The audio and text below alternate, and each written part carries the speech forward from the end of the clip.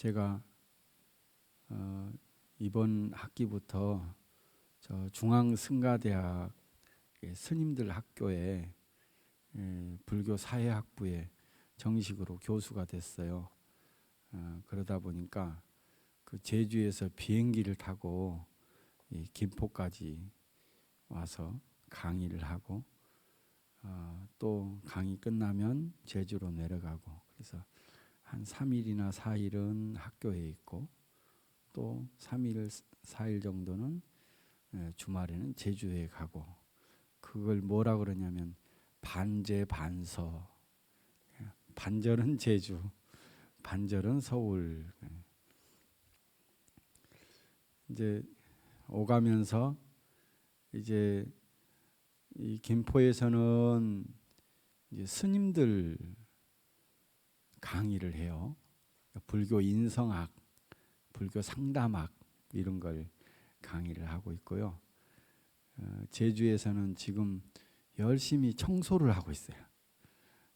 오래 묵은 쓰레기들을 버리고 뭘 하냐면 그곳에 일반인들 참선 수행 프로그램을 하는 그런 장소를 만들고 있어요. 그래서 이제 본래 대웅전도 한 50평이고 선방도 한 50평이고, 그런데 이제 그게 잘 사용을 못했던 거예요. 그래서 나를 기다리고 있었구나 생각을 하고 정리를 하고 있는데, 올 여름부터는 그 7박 8일 참선 집중 수행 프로그램을 이제 다시 시작하려고 해요. 제가 저 1997년도에 백양사의 서홍 큰 스님께서 저를 불렀어요. 금강수자, 나를 좀 도와주지요. 항상 그 어른 스님께서 말을 놓으신 적이 없어요. 그래서 제가 이제 모실 때가 되었는갑다. 그래서 3년을 모셔야지 이런 마음을 늘 가슴에 품고 있었거든요. 그런데 스님께서 부르셔서 이제 모실 때가 됐구나. 그래서 그때 참사람 결사운동이라고 하는, 참사람 수행운동을 결사적으로 해야 된다 해서 참사람 결사운동을 하면서 이것은 수행운동이다. 그래서 참사람 수행결사 프로그램을 스님들이 아니라 일반인들 참선 수행 프로그램을 만들었어요. 화두를 들고 하는 참선 수행 방법을. 근데 인기가 굉장히 좋았어요. 매주 월요일부터 토요일까지 하는데요. 그게 한철 내내 3개월 동안 하는데, 매주 월요일부터 토요일까지 5박 6일 프로그램을 하는데 15명씩 밖에 수용이 안 되니까 그게 한 번도 빠지지 않고 석 달 동안 계속했어요. 그래서 이제 그게 수행 프로그램이 인기가 있었고, 또 그것에 또 그때쯤에 1998년도 1월 달에 IMF 외환위기가 있었어요. 이제 이게 한국 사회는 고도 성장 사회로 쭉 오다가 IMF 외환위기 때 완전히 탁 꺾인 거죠. 저성장 사회로 이렇게 모두가 바뀌는 때인데, 그러면서 수많은 사람들이 이제 실직하게 되고, 또 그 와중에 자살하는 사람도 많고, 그래서 이 산중에서 뭘 할 수 있을까, 그 사람들을 위해서. 그래서 IMF 외환위기 실직자를 위한 단기 출가 수련회를 만들었어요. 그것도 이제 한 5개월 동안 했죠. 그걸 하는 과정 속에서 제가 정말 수행이 필요한 곳이 한국 사회다. 그리고 나도 의사들만 사람 살리는 게 아니라 나도 사람을 살릴 수 있겠구나. 그리고 내 일생 동안 일반인들을 위한 참선 수행 프로그램을 해야 되겠다 하는 그런 원력을 그때 세웠어요. 그래서 제가 공간이 어디가 됐든 상관이 없이 나는 그런 참선 수행을 통해서 세상 사람들을 행복하게 하는 그런 역할을 해야 되겠다 했는데, 마침 2000년도에 미양사 주지를 맡게 됐어요. 그래서 그곳에서 한 7박 8일 프로그램을 다시 만들어서 2005년도부터 얼마 전까지 2000년 말까지 해서 한 126회 정도 했어요. 그래서 그걸 하면서 사실은 제가 공부도 되고 또 제가 세상 사람들이 어떻게 사는지 그리고 뭘 고민하고 있는지 이런 것들을 알게 됐어요. 그래서 사실은 제가 세상 사람들에게 뭔가 도움을 주고자 그런 프로그램을 했는데, 정작 제가 세상을 아는 그런 중요한 공부의 시간이기도 했어요. 그 덕분에 지금은 중앙승가대 스님들에게 제 그동안의 그 경험들을 토대로 해서 스님들에게 강의할 수 있게 된 거죠. 그래서 그동안에 저와 함께 수행했던 사람들이 스승들이었구나 생각이 들고, 또 이 승가대학에서 강의 듣고 있는 이 스님들이 금방 조금 지나면 큰 스승들이 되겠구나 생각이 들어서 저는 오히려 그런 제 공부도 되고 세상에 스승들도 많고 또 스승을 만드는 역할도 하고, 그래서 너무 좋아요.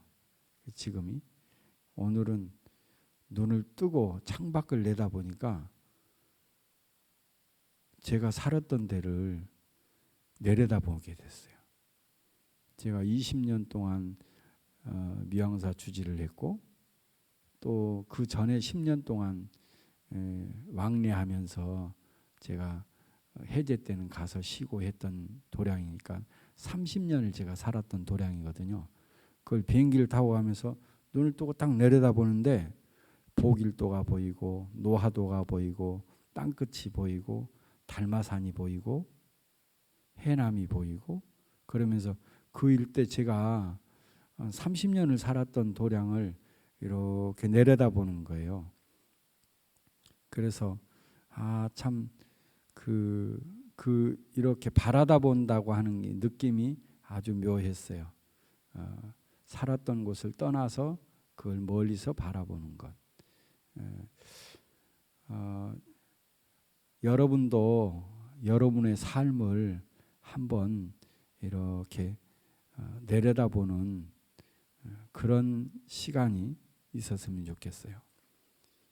그렇게 되면 훨씬 더 잘 살필 수가 있고, 거기에 함께 있던 사람들에게 감사하는 마음이 들고 고마운 마음이 들고 또다시 더 새롭게 만나는 사람들에게 무엇을 해야 될 것인가 하는 것이 더 아주 새록새록 일어나는 시간이었습니다. 또 이 코로나 시대에 다들 조심스러운데 그래도 법을 직접 듣고 싶다, 그런 마음들이 아마 여러분들 마음속에 가득 있어서 그 어려운 발길을 여기까지 오지 않았는가 생각 들어서 여러분들에게 다시 한번 감사드립니다.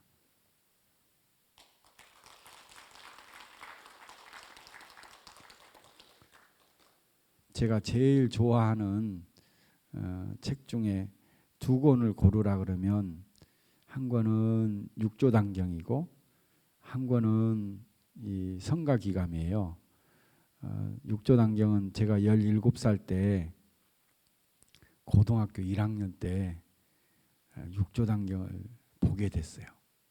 어떤 선생님 소개로 해가지고 보게 됐는데 그 여러분들 안 믿기겠지만 전 그 밤에 육조단경을 보는데 막 가슴이 막 뛰었어요. 야, 어떻게 이런 책이 있지? 내 마음이 마치 거울을 들여다보는 듯하게 이 책에 쓰여져 있네. 뭐 이런 느낌이 막 들었어요. 그래서 그런 책을 읽으면서 딱딱하고 어려운 책인데 소설처럼 그 중국 무협지를 보는 것처럼 아주 그냥 너무 생생하게 즐겁게 봤어요. 하룻밤에 그 한 권을 다 본 거예요. 너무나 신기하게도. 그래서 나 이런 공부를 하고 싶다. 그래가지고 그해 한 2개월 후에 육조단경을 만난 2개월 후에 바로 출가하게 됐어요. 그래서 그 육조단경 근데 아직도 제가 그 7박 8일 수행 프로그램을 하면 항상 강의하는 게 첫 번째로 육조단경을 강의를 해요. 그럼 이제 육조단경 강의를 그래도 제가 제일 잘하는 편이고요. 제가 하는 것 중에서 그 다음에 이제 또 하나는 이제 육조단경 책을 빌려줬던 선생님께 일주일 만에 2번 더 보고 가져다 드렸더니 다음 책을 권하는데 성가기감을 주는 거예요. 근데 성가기감을 받았는데 너무 모르겠어요. 하나도 잘 모르겠어요. 육조단경은 이야기식으로 펼쳐졌거든요. 근데 이 성가기감은 하나하나마다 모든 경전에서 뽑아가지고 만든 책이에요. 근데 잘 모르겠어요. 그래가지고 그 다음날 바로 드리고 다시 육조단경을 받았는데 나중에 제 마음속에 이런 게 있었어요. 하나는 한국의 불교의 가장 최고의 장점이 산중사찰이라. 이 산중에 1000년이 넘는 이 고찰이 사실은 그 사찰의 모든 것이 마음 수행하는 그곳에 초점이 맞춰져 있는 가람 배치인 거예요. 그리고 1000년이 내려오는 동안 그런 기능을 했던 곳이란 말이죠. 그래서 사실은 이게 가장 최고의 장점이다. 그래서 21세기에 이런 산중사찰에서 가장 할 수 있는 역할들을 해보는 것. 이게 이제 그래서 그곳을 다시 수행도량으로 회복하는 일, 뭐 이제 그런 것들을 제가 이제 했었죠. 그러면서 중간에 마음속에 또 그런 마음이 있었어요. 그래도 일반인들 이렇게 선 프로그램 하는 것도 중요하지만 스님들 교육도 내가 해야 되겠다. 언젠가는. 그래가지고 이제 공부를 한 게 이제 석사 과정을 다닐 때 근데 옛날 생각이 나는 거예요. 그 어려운 성가기감을 다시 봐야 되겠다. 그래가지고 그걸로 이제 석사학위를 받았어요. 서산대사와 이 성가기감 가지고 석사학위를 받고 그 다음에 이제 박사학위는 조금 더 올라가서 임재 스님하고 또 후대에 저희 스승의 스승인 마남 스님과 서홍 스님의 그 무의진인 참사람 사상 연구 가지고 이제 박사학위를 받았는데 그래서 이제 이 성가기감을 들고 나왔어요. 이 성가기감은 이 이 참선 수행을 하는 사람들의 교과서예요. 이걸 반드시 한번 봐야 돼요. 그래서 이 공부하는 내용이 그대로 자세하게, 너무나 자세하게 설명이 돼 있어요. 서산대사는요, 이제 임진왜란 때 활약하셨던 분이잖아요. 근데 이 서산대사께서 13살에 성균관에 갑니다. 성균관은 그때 당시에 최고의 교육기관이죠. 성균관에 가서 유학 공부를 5년 동안 해요. 정말 천재적인 분이거든요. 18살에 저기 지리산에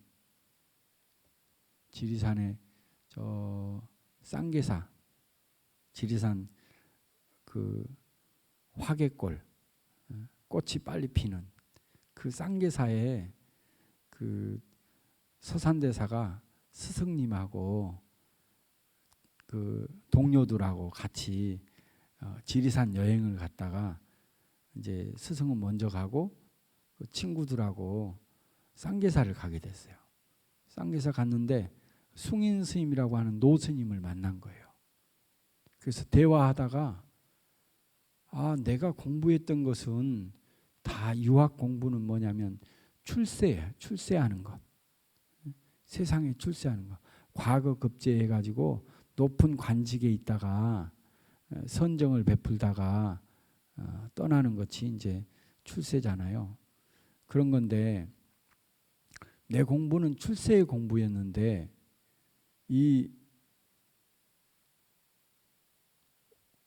불교는 숭인 스님하고 이야기해보고는 또 다른 차원의 이런 차별심을 떠난 절대평등, 그런 공부 방법이 있구나. 그래가지고 이 공부를 내가 해야 되겠다. 그래가지고 주저앉았어요. 3년 동안 팔만대장경을 쫙 본 거예요. 그렇게 마음속에서 뭐가 착 일어나야 돼. 야, 이걸 공부해야 되겠다. 마음이 쫙 일어났어요. 그래가지고 이제 팔만대장경을 다 보고는 그러고 난 뒤에 벽송사로 올라갔어요. 그래서 벽송사에 올라가서 제가 이제 진짜 수행을 해야 되겠습니다. 그래서 이제 삭발하고 계를 받고 그때 10년 동안 오로지 참선만 했어요. 그래가지고 3년 동안 참선하고 난 뒤에 31살에 깨달음을 얻었어요. 깨달음을 얻고 난 뒤에 다시 또 15년 동안 이제 다시 경전을 보고 조사어록을 보는 거예요. 깨달음의 안목으로. 그러니까 그 지리산 쌍계사에서 봤던 안목하고 틀리겠죠? 깨달음을 얻고 난 뒤에 경전을 보는 안목이 달라요. 그게 굉장히 중요한 부분인데요. 엊그제 승가대 스님들하고도 이야기를 하다가 이 경전을 보는 이 또 조사어록을 보는 관점이 다르다. 석가모니 부처님이 바로 이곳에 와서 여러분들을 본다면 여러분들을 부처로 보겠어요? 중생으로 보겠어요?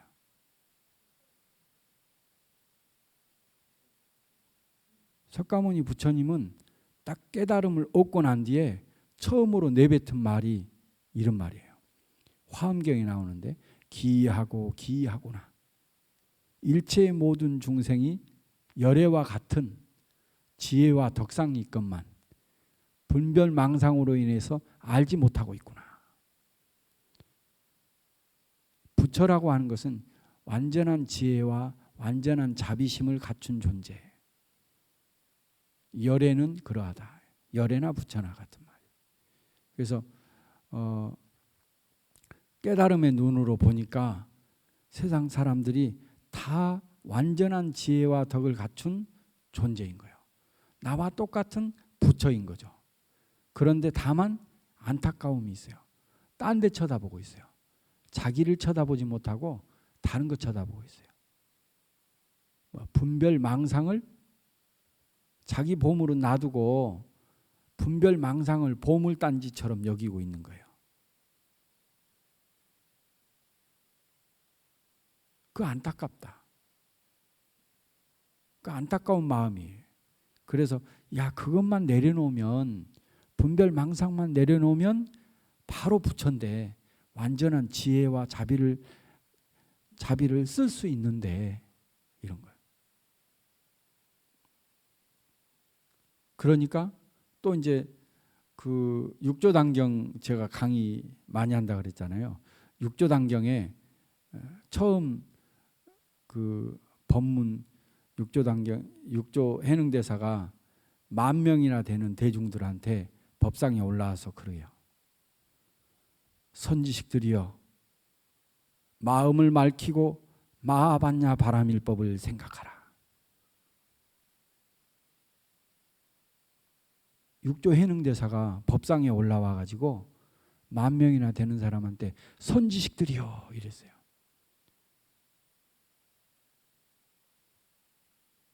선지식들이요. 여기에 앉아있는 사람들에게 선지식들이요 이렇게 불렀단 말이에요. 여러분 대중들이요 이렇게도 안 불렀어요. 훌륭하고 훌륭한 스승들이시여 이렇게 불렀단 말이죠.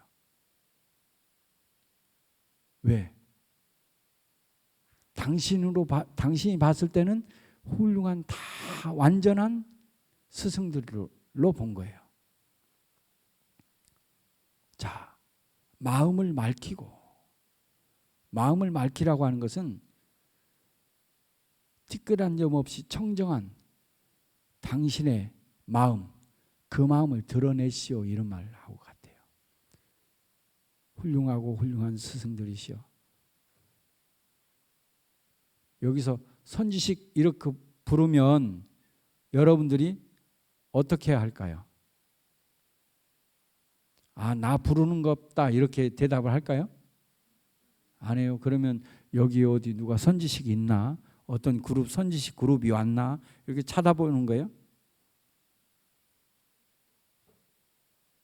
나 부르는 소리인지 못 알아들어요.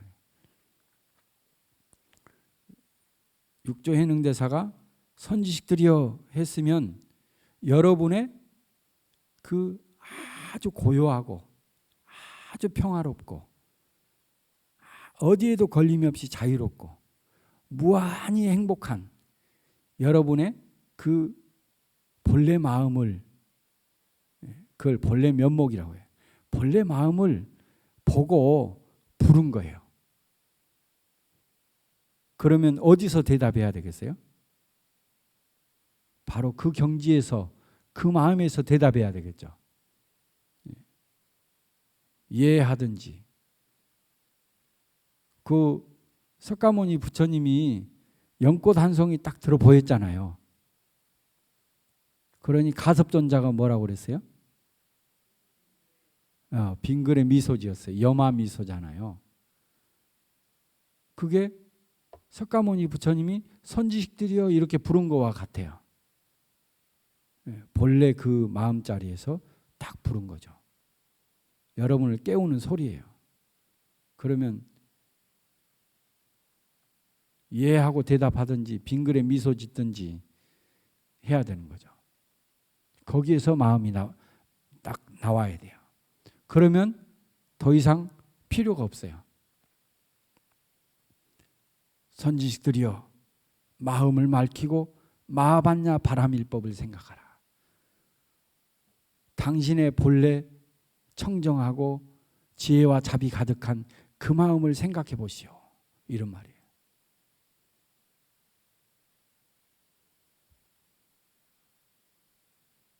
그런데 아무도 대답을 못해요. 대답을 하지 않아.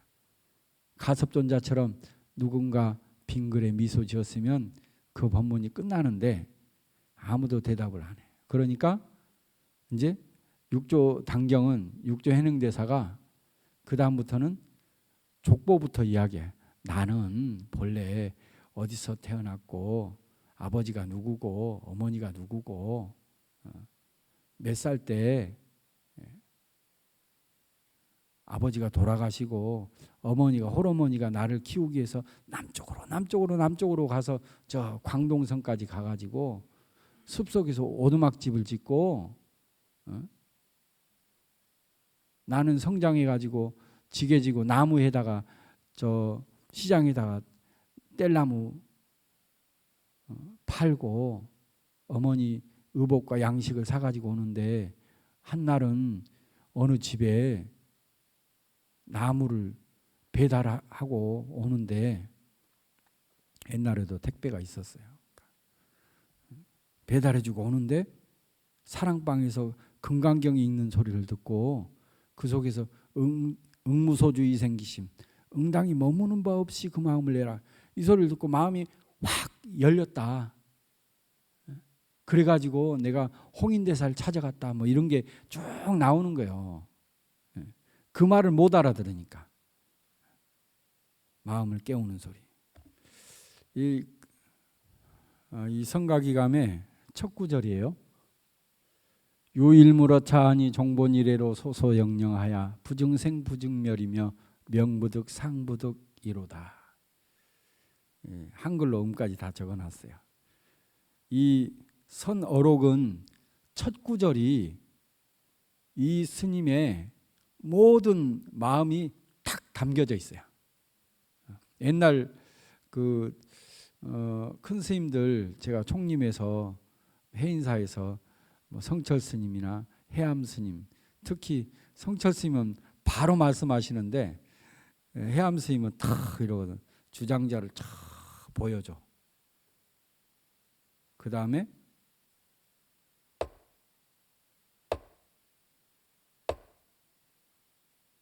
이렇게 하고 법문하셔요.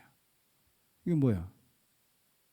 보고 듣고 야하는 놈.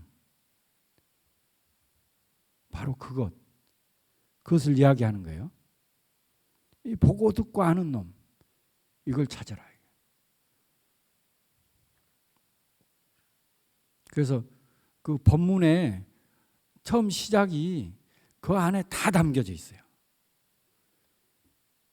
성가기감에 바로 이 첫 구절에 다 담겨져 있어요. 유일물어 차하니 여기에 한 물건이 있는데 이 번역은 저기 그 법정 스님께서 번역한 거예요. 법정 스님이요. 이야기하자면 긴데 법정 스님이 성가기감만 4번을 번역했어요. 본래 그 불교 사전도 운어 스님하고 불교 사전 편찬하고 불교 성전이라고 있어요. 불교 성전도 편찬하고 이랬던 그리고 동국역경원에서 팔만대장경을 한구로 하는 그런 걸 굉장히 많이 하셨어요. 미려한 우리 그 뭐 산문집이 많이 나오고 있지만 그 산문집보다 사실은 이 불교 경전들 많이 하셨는데 번역하셨는데 이분은 법정 스님은 처음에 그 대학교 3학년 때 출가를 했어요. 이 서울에 종로에 대각사에 효봉 스님 계신데 거기를 인사하러 갔다가 바로 출가하겠다 그래서 바로 그날 머리를 깎았어요. 그러니까 법정 스님 기분이 좋아가지고 종로 한 바퀴 돌았어요. 여러분들은 그럴 수 있을까요? 기분이 좋아서 종로 한 바퀴 돌았다. 당신 글에 나와요. 그래가지고 그분도 뭐냐면 저 통영 미래사에 가서 행자 생활을 하는데 효봉 스님이 그때 당시에 종정하셨었는데 내려가요. 그래가지고 내려가셔가지고 법정 스님 이 막내 상자만 데리고 쌍계 사러 가. 그 탑전에 가서 1년 반 동안 참선만 가르쳐. 그러고 난 뒤에 해인사에 선방에 갔더니 어떤 스님이 이 성가기감을 가지고 있는 거예요. 그래서 스님 그 책 좀 빌려주세요. 그리고 이 원문으로 한문으로 되어져 있는 것을 베껴 쓰는 거야. 한참 반절쯤 베껴 쓰는데 얼마나 많이 베껴 썼는지. 반절쯤 베껴 쓰는데 그 노스님이 그렇게 좋으면 스님 하시오. 아니 처음 시작할 때 베끼기 전에 주지. 반절쯤 베껴놨더니 그때 그래가지고 첫 번역을 하셨어요. 또 두 번째, 세 번째 이렇게 4번을 번역하셨어요. 그래서 법정 스님 책을 보면 이 성가기감하고 화엄경이 그 사상이 싹 담겨져 있어요. 그러니까 그 원류를 알아야 돼. 그 스님이 뭐에 관심이 있고 어떤 수행을 했는가를 보면 그래서 어떤 마음으로 이렇게 글을 썼는가 이런 것들 보면 알 수 있어요. 이 성가기감 이 첫 구절 오늘은 이 첫 구절하고 마지막 구절만 해야 될 것 같아요.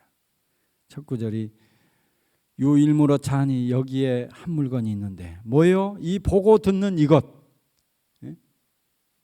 아침에 여기에 찾아온 바로 이 발걸음을 여기까지 끌고 오게 한 바로 이것. 이것. 여기에 한 물건이 있단 말이죠. 이것은 종본이래로 종본이래라는 말은 뭐냐면 근본부터 이런 말이에요. 근본부터. 아득한 옛날부터 지금까지. 이 시간 개념도 아니야 사실은. 근본부터. 다른 종교는 뭐예요? 시작이 있죠. 근데 불교는 시작이 없어요. 뭐예요? 근본부터예요. 종본이래요. 근데 불교에도 시작이 있어요. 생사의 시작이 뭐예요? 12연기에서 첫 번째 무명이에요. 한 생각 때문에 생로병사가 일어나는 거예요. 끝없는 윤회가 일어나는 거예요. 그런데 바로 그런 한 생각이 일어나기 이전에 바로 그 지점을 이야기하는 거예요. 이 보고 듣고 하는 이 지점 유일무러 차하니 바로 그 지점은 그런 생각이 일어나기 이전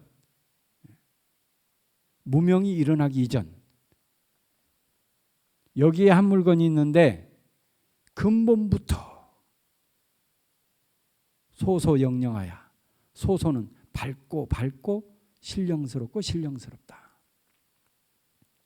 밝고 신령스럽고 신령스럽다고 하는 것은 밝음은 바로 우리의 그 지혜 본질을 이야기를 하고 그 다음에 영령이라고 하는 것은 신령스럽고 신령스럽다고 하는 게 이 변화성을 이야기를 하는 거예요. 변화성.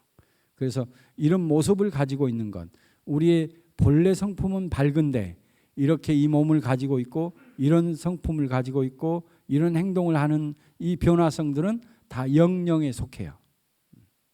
그래서 이 본래부터 우리의 바로 보고 듣고 하는 이놈은 밝고 신령스럽고 신령스럽다. 부증생 부증멸 증자가 일찍이 증자인데 잠깐도 이런 말이야. 잠깐도 생한 적이 없고 잠깐도 멸한 적이 없다. 이것은 윤회하지 않는다. 이거는 바로 소소영령 바로 그 자체다. 지금 여기에 있는 이것이 보고 듣고 하는 이것이 명부득 상부득이로다. 이름 지을 길도 없고 그림으로 그릴 수도 없다. 불조 출세가 무풍기랑이라. 그런데 부처님이나 조사 스님들이 그래도 그동안에 법문하고 마음을 깨우쳐라 한마디 하는 것들은 사실은 우리의 본래 성품 그대로이면 그냥 좋게. 그런데 그래도 부처님이나 조사 스님들이 자비심이 있어가지고 뭐라고 다 하신 거예요. 거기에 대해서 한마디 한 거예요. 소소영령한 바로 이 이야기를 기이하구나. 일체의 모든 중생이 열애와 같은 지혜와 덕상이 있건만 분별망상으로 알지 못하고 있구나. 이런 말이 바람 한 점 없는 바다에 파도를 일으키는 것과 같다. 이렇게 표현한 거. 그 다음에 달마대사가 성인과 중생은 동일한 진성을 가지고 있는데, 동일한 참성품을 가지고 있는데, 중생은 객진번뇌로 말미암아서 알지 못할 뿐이다. 객진번뇌를 없애려고 한다면 벽관을 통해서 알 수 있다.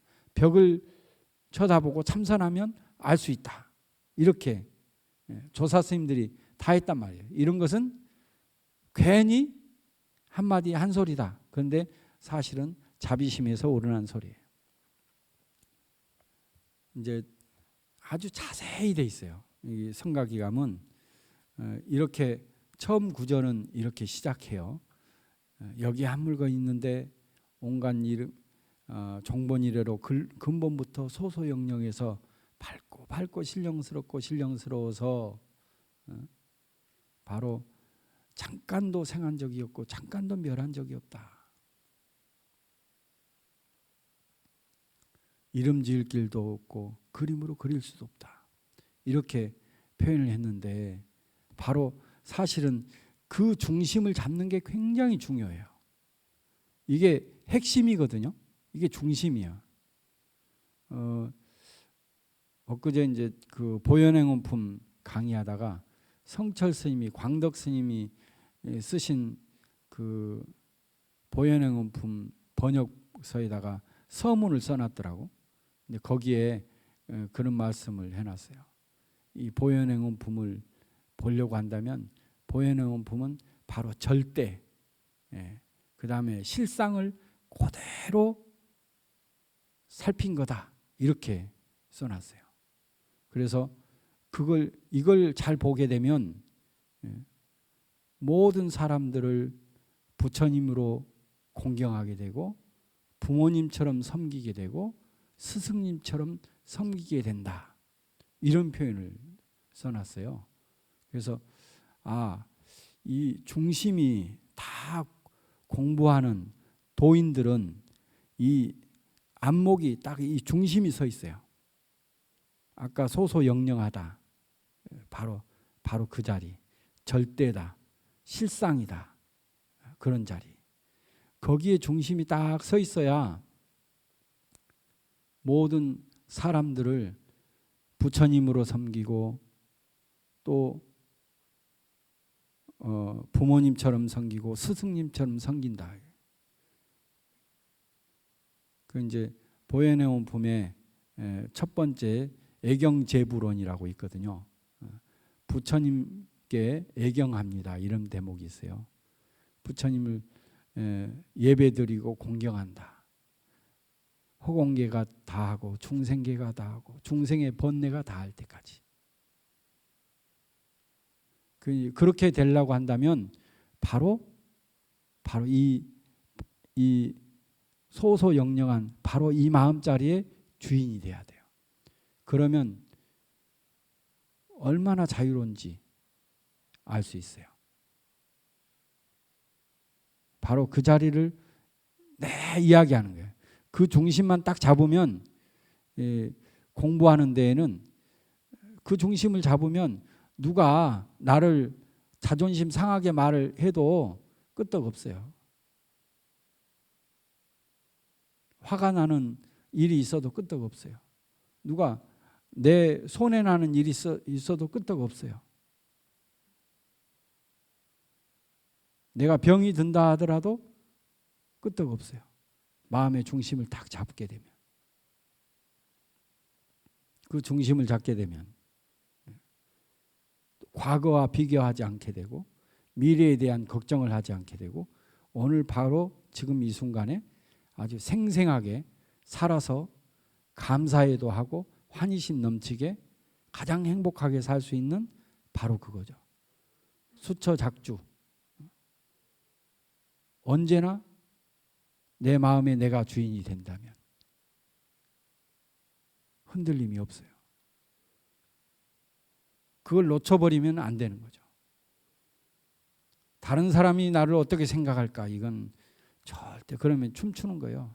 꼭두각시밖에 안 돼요. 내가 내 마음의 주인이 됐을 때 하는 일마다 신심이 나고 환희심이 나고 행복하게 살 수 있어요. 신광이 불매하여 망고 희우라. 신광이 불매하다고 하는 것은 뭐냐면 바로 이 소소영령한 이 자리는 밝아서 어둠이 하나도 없다. 거기에 불매하다. 망고의 희우, 망고토록 이렇게 환하단 말이야. 휘황찬란하다.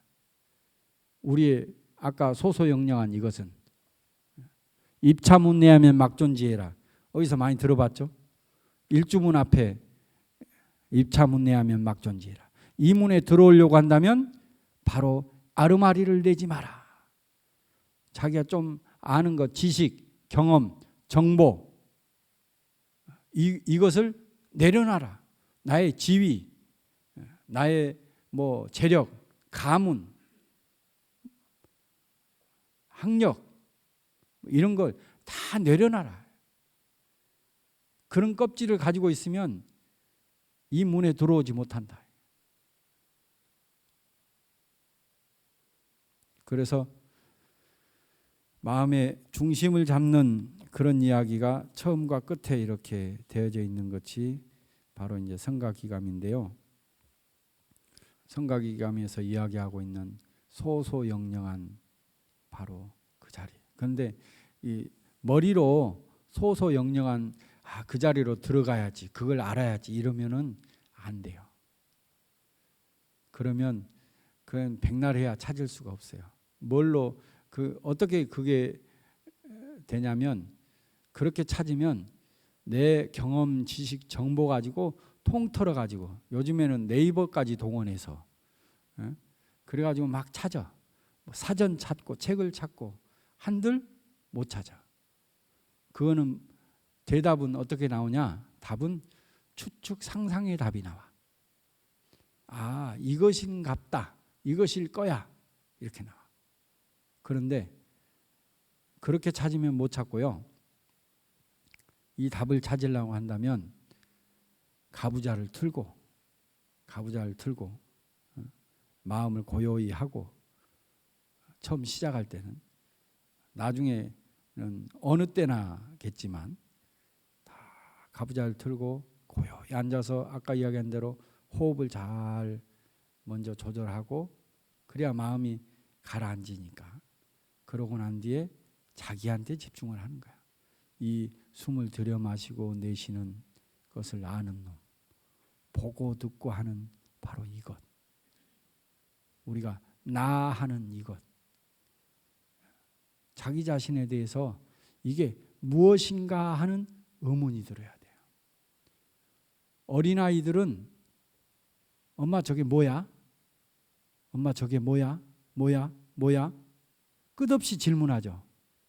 알고 싶어하는 그 마음이 있어요. 뭐야 하는 바로 그것. 이 보고 듣고 하는 이놈이 뭐야? 하고 누구한테 묻는 게 아니라 자기 자신한테 질문을 해. 그래서 마음속에서 알고 싶어하는 의문이 일어나야 된다. 그 의문이 딱 일어나면 마음이 이제 거기에 알고 싶어하는 마음으로 계속 생생하게 깊이 있게 되어져요. 그렇게 하면 어떻게 살 것인가가 쫙 나와. 그런데 어른들은 아이들처럼 안 그러고 다 안다고 생각해. 그는 질문이 없어요. 뭐 하냐? 고민해. 어떻게 살지? 직장 끝나고 나면 어떻게 살지? 학교 졸업하면 어떻게 살지? 뭐 하면 어떻게 살지? 코로나 끝나고 나면 어떻게 살지? 내가 어떻게 살지만 걱정해. 그건 답이 안 나와. 무엇인가를 찾으면 어떻게 살 것인가가 확실히 나옵니다. 감사합니다.